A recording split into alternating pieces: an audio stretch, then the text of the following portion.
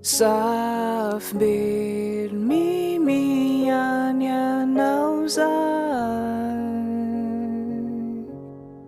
azady noho inao mandraky zay. Tsarokontsika miaraka amin'ny tanin'andro, dia miara-matoko rehefa hariva ny andro iray. Ny faly afana mpifalinao, marona ny eo faninao ny tena nylay. Ny lay enao tinody mandry tsipody. Zafimbelo mimiany anao zay,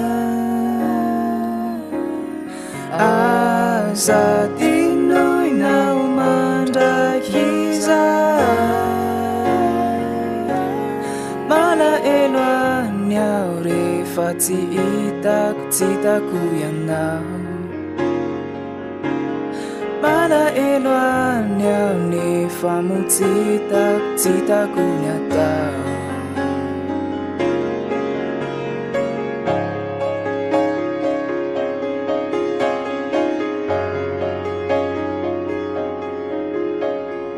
Tsotrenao tetadidikana, dia fa lasa ireo ora mamiatra zay.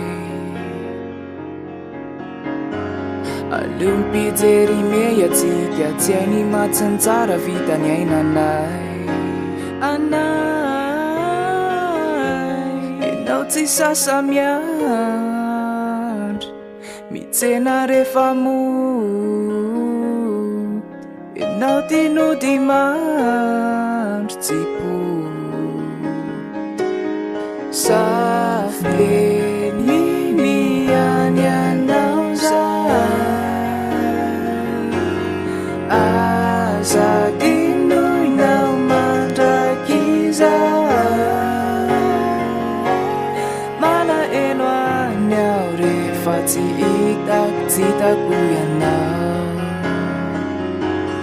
Malaelo any aho nefa mo tsy hitako ny atao.